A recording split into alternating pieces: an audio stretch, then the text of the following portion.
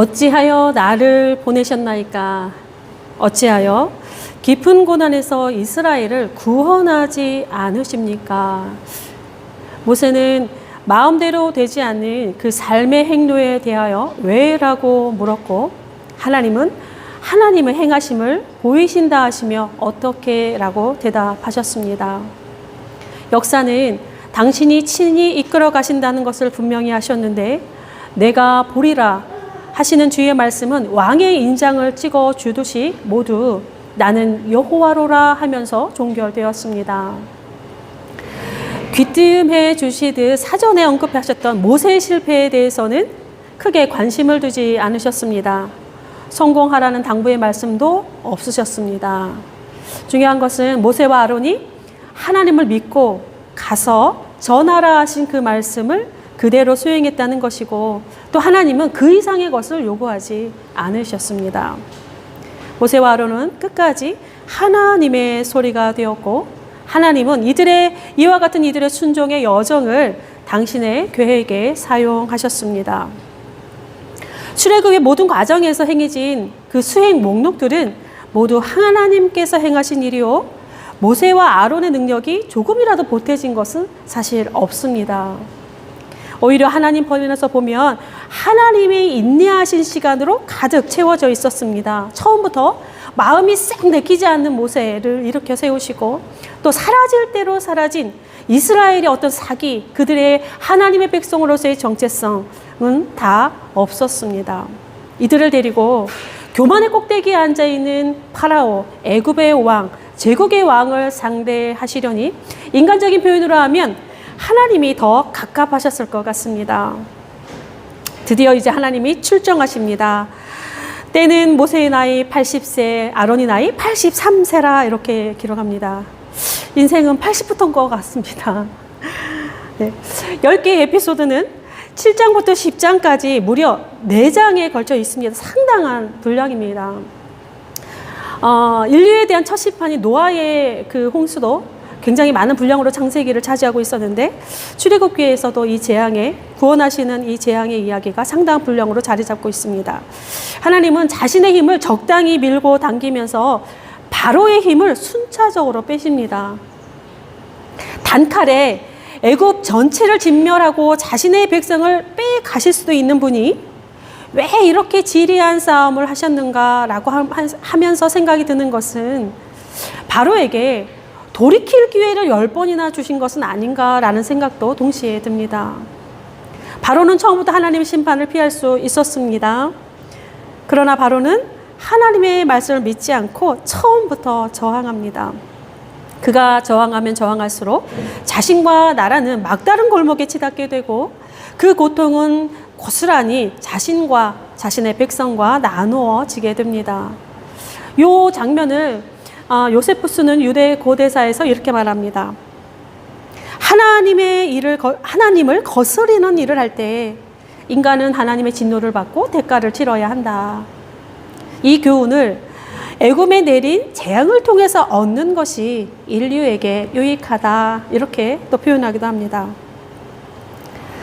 본문으로 읽어드린 8절에서 13절까지의 이야기는 앞으로 애굽 땅에 벌어질 모든 재앙의 서곡과 같습니다.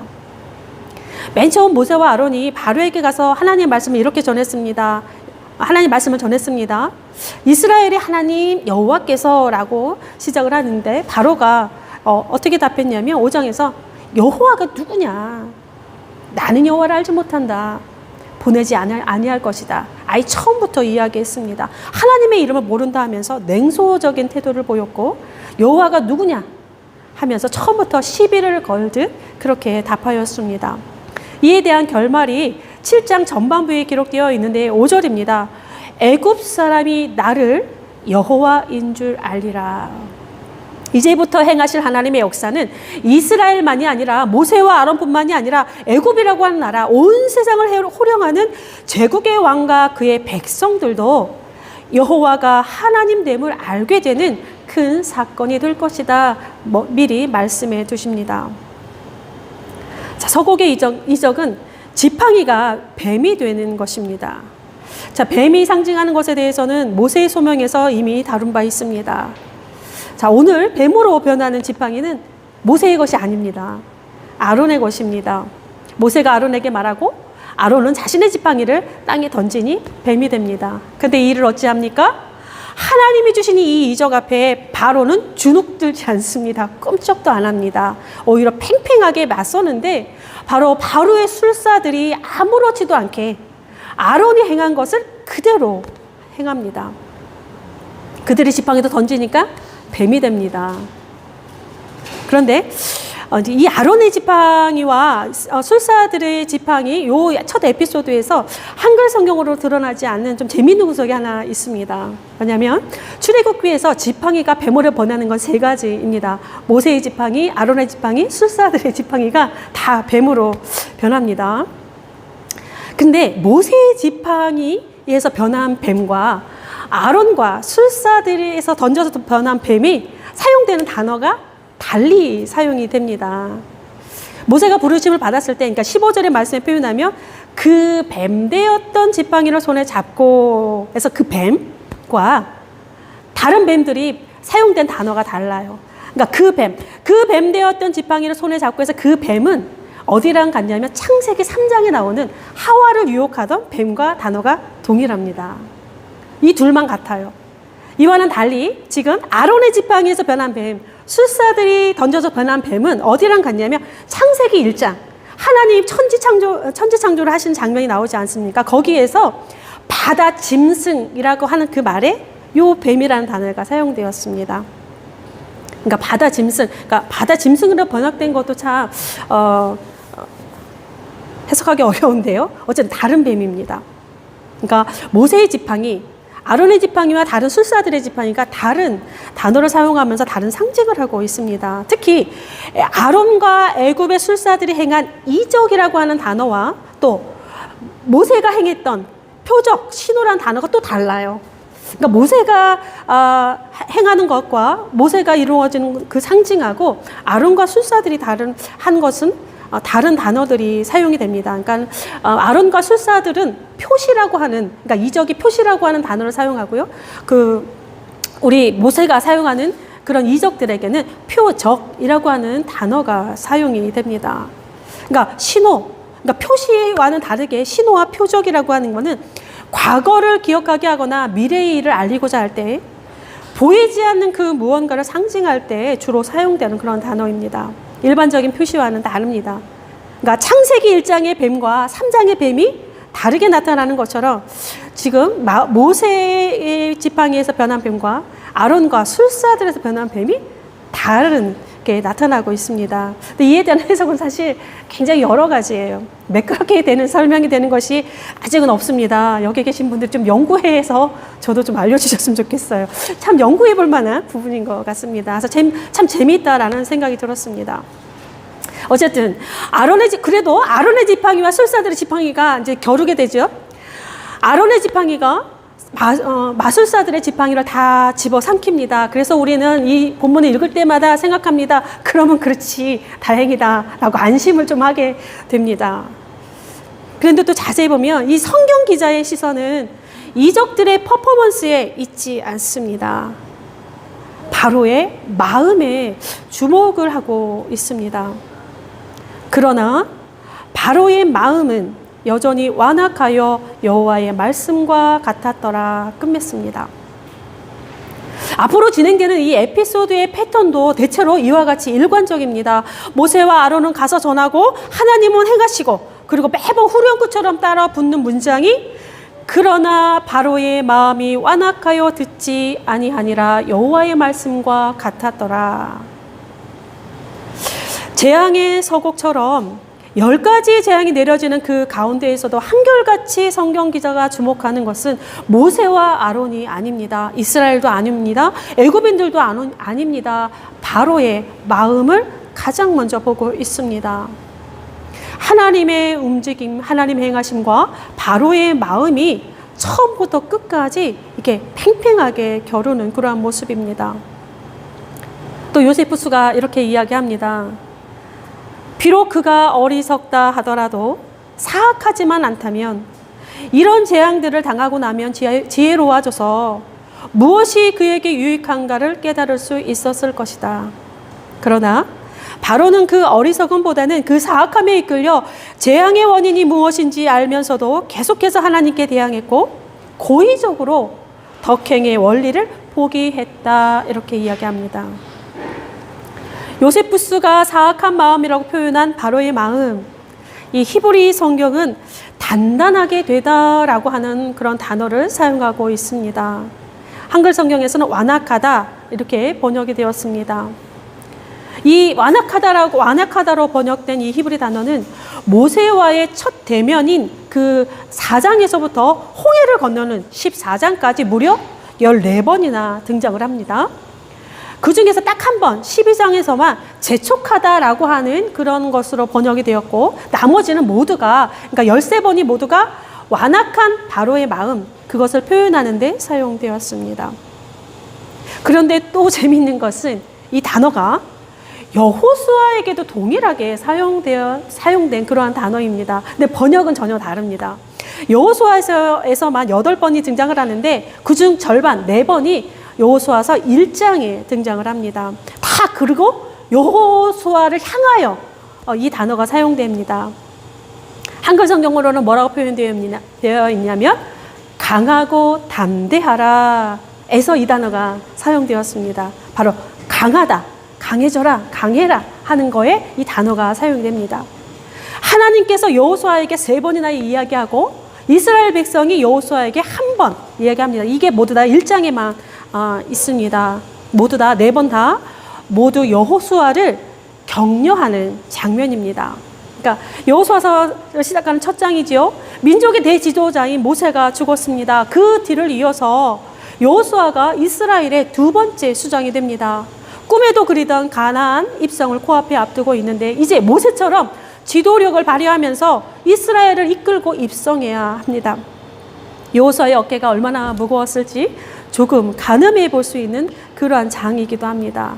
그러한 여호수아에게 그런 여호수아의 마음을 아시는 하나님께서 말씀하십니다. 3번이나 반복하여 그리고 백성의 입을 통해서도 용기를 주시는 장면입니다. 강하고 담대하라. 그래서 강하다.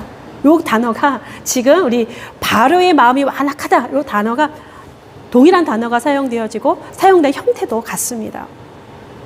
단단하게 되다. 강하게 되다. 이 단어가 문맥에 따라서 이렇게 다양하게 해석이 되는데 기근이 심하다 할 때 심하다. 그리고 싸움이 격렬하다 할 때 이 격렬하다도 요 단어가 사용이 됩니다.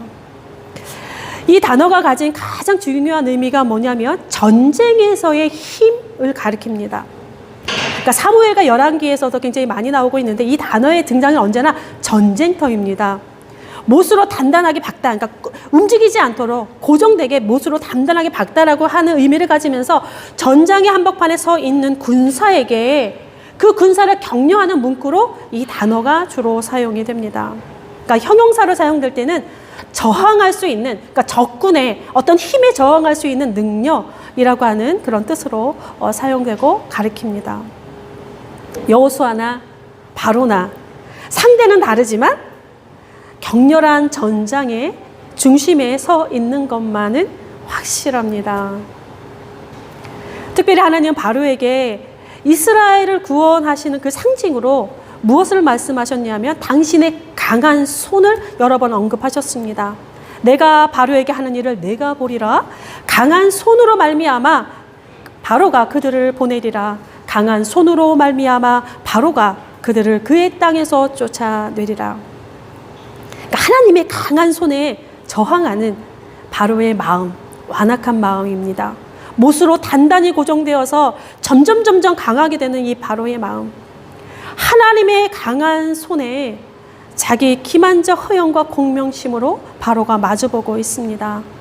하나님을 전장에서 만난 적군으로 취급하고 그 적군을 이기고자 자신의 마음을 더욱 강하고 단단하게 하는 그러한 장면입니다. 하나님께 저항하는 만큼, 하나님을 이기고자 하는 만큼 바로의 마음을 단단하게 고정시킨 못이 무엇이었을까 생각을 해보았습니다. 환난과 고난의 때에 사람의 마음에는 두 가지 힘이 공존하면서 팽팽하게 힘겨루기를 하는 것 같습니다. 물론 이보다는 더 복잡하겠지만 단순하게 구분하면 이렇습니다. 강팍해지는 마음과 가난해지는 마음입니다. 강팍한 마음과 가난해지는 마음이 줄다리기를 하듯이 양극단으로 쉼없이 끌어당기기를 멈추지 않습니다. 단단한 마음은 움켜쥐려 하고 가난한 마음은 내어주려 합니다. 단단한 마음은 내 것을 빼앗긴 것처럼 느끼게 하고, 가난한 마음은 원래 내 것이 아니니 풀어주려 합니다. 내 것을 빼앗긴 것처럼 느끼게 하는 것, 가장 강력하게 하는 그런 못은 내가 주인이라고 하는 못입니다. 내가 모든 것의 주인이라는 그 못이 우리의 마음에 한번 박히면 쉽사리 빠지지 않습니다. 우리가 상상하는 그 이상의 힘을 발휘합니다. 오늘 우리가 마주하게 되는 바로의 마음이 그렇습니다. 자기가 주인이 되니, 자기가 애굽의 주인이요, 자기가 이스라엘의 주인이 되니 이스라엘을 내줄 리 없습니다. 지금 내 손에 있으니 내가 주인입니다. 천하가 나의 것입니다. 내 것이 아닌 것도 언제라도 반드시 내 것으로 만들고 싶은 것입니다. 바로 이 단단한 마음, 하나님 앞에 저항하고 있습니다. 그런데 이 바로가 완악한 마음으로 표현된 이 바로의 마음을 우리가 단순히 강 건너 불 보듯 나와 상관없는 이야기인 것이냐, 바로가 이랬구나, 남이야기처럼 들을 수 있는 성질의 것은 또 아닙니다. 왜냐하면 내가 주인이다라고 하는 이 못이 박힌 그 완악한 바로의 마음이 우리의 마음이 되는 것은 사실 한순간이고 순식간에 일어나기 때문에 그렇습니다. 하루에도 몇 번씩 일어나는 우리의 내면의 이야기이기도 합니다.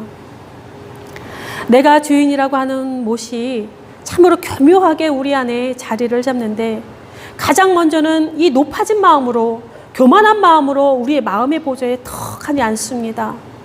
또 반대로 때로는 분별하기 어려운 섬세한 차이를 가지고 우리를 설득하면서 그 자리를 차지하기도 합니다.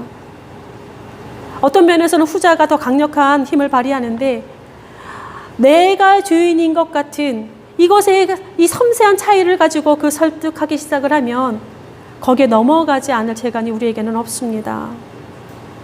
원래 내가 주인이잖아. 원래 내 것이었잖아. 하나님이 주신 거야. 섬세한 이 음성은 사실 다정하게 우리에게 다가옵니다. 위로하면서까지 우리에게 다가옵니다. 내가 주인이다 라고 하는 이 못, 이것은 지성마저도 무뎌지게 하고 하나님마저도 내 것으로 소유하게 만듭니다. 우리의 마음을 독이 든 우물처럼 만들어 버립니다. 그 독이 든 우물, 그 우물이 닿는 곳마다 병이 들게 되어 있습니다. 그 우물이 흐르는 곳마다 죽음의 악취가 머물 수밖에 없습니다. 그 우물이 머무는 곳마다 하나님의 말씀은 왜곡될 수밖에 없고, 그 우물이 지나는 곳마다 사람의 생각은 비틀리게 됩니다. 그래서 선지자들이, 예언자들이 동일한 말씀으로 계속 이렇게 외쳤나 봅니다. 그들에게 한 마음을 주고 그 속에 새 영을 주며 그 몸에서 돌 같은 마음을 제거하고 살처럼 부드러운 마음을 주사 새 영을 너희에게 두고 새 마음을 너희에게 주되 너희 육신에서 굳은 마음을 제거하고 부드러운 마음을 줄 것이며. 오늘 우리의 마음은 어떠하십니까? 기도하겠습니다. 우주 만물을 창조하시고 역사를 주관하시는 하나님,